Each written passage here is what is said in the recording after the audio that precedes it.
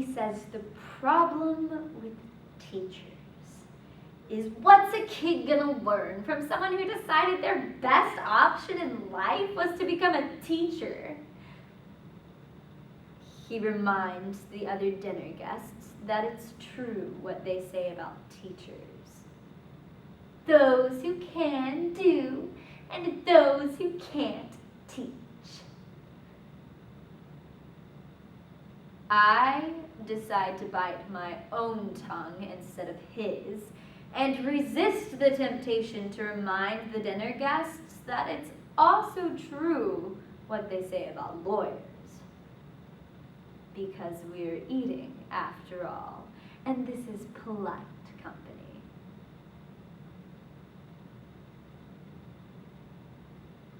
Teachers are one of the most underrated groups of leaders out there. The following woven program, composed of poems by Taylor Mali, exemplifies this when Taylor, a teacher, is challenged to defend the value of the occupation. Taylor goes to bat for teachers all over, laying down a bold mission statement that I myself identify with. A mission for change that starts at the level of the students' hearts. See, ask a teacher why they teach, and they'll tell you that they love kids, and Lord knows kids need love. They'll tell you that they like to be able to see what they're doing, that it's a dirty job, but someone's got to do it. This is what they say. But teachers all tell you that they love kids, because it sounds nicer than dunce cap hat rack. See, some teachers could not, and so they did not, and that's why they teach. They probably went to a university like mine, where the education majors had the lowest average SAT scores of any other major, even though the College of Education gave out the highest percentage of A's. So, teachers flood the job market with resumes and diplomas that read like picket and kick me signs, saying we may not be the smartest people in the world, but at least we've got the grades to prove it. Checking boxes to the left of careers they chose to join the ranks of America's second least rewarded occupation, next to motherhood, of course, because they were too stupid to realize that the garbage man makes more than they do. And why shouldn't he?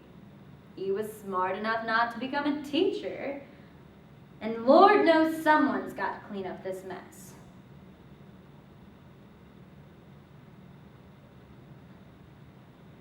That being said, I became a teacher because I love kids.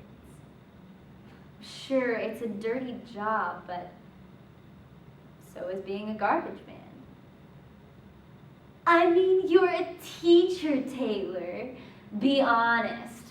What do you make? And I wish he hadn't done that. Asked me to be honest. Because, you see, I have a policy about honesty and butt kicking. If you ask for it, then I have to give it to you. You want to know what I make? I make kids work harder than they ever thought they could. I can make a C+ feel like a Congressional Medal of Honor and an A- like a slap in the face. How dare you waste my time with anything less than your very best? I make parents tremble with fear when I call home. Hi, I hope I haven't called at a bad time. I just wanted to talk to you about something your son said today. He said, leave the kid alone. I still cry sometimes, don't you? And that was the noblest act of courage I have ever seen. I make parents see their children for who they are and what they can be. I make kids wonder I make them question, I make them criticize, I make them apologize and mean it. I make them speak because, in case you haven't noticed, it has somehow become totally uncool to sound like you know what you're talking about or believe strongly in what you're saying. Invisible question marks and parenthetical you knows have been attaching themselves to the ends of our sentences, even when those sentences aren't like questions, you know? Declarative sentences, so called because they used to like declare things to be true, have been infected by a totally hip and tragically cool interrogative tone, you know? Like, don't think I'm uncool just because I've noticed this. I have nothing personally invested in my own opinions, okay? I'm just inviting you to join me in the bandwagon of my own uncertainty. What has happened to our conviction? Where are the limbs out on which we once walked? Have they been like chopped down with the remainder of the rainforest, you know? Or do we have like nothing to say?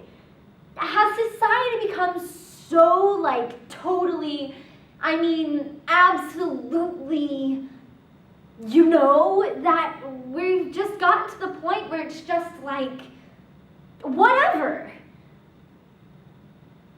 We've become the most aggressively inarticulate generation to come along since, well, you know, a long, long time ago. I entreat, I implore, I exhort, and I challenge. Speak with conviction.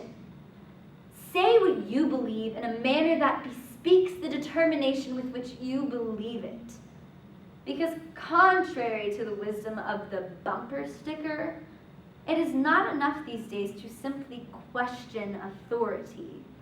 You have to speak with it too. You want to know what I make? I make them write. I make them read. I make them spell definitely beautiful, definitely beautiful, definitely beautiful, over and over and over again until they will never misspell either of those words again. I make them understand that if you've got this, then you follow this. And if anyone ever tries to judge you by what you make, you give them this. Let me break it down for you so that you know what I say is true. I make a difference. How about you?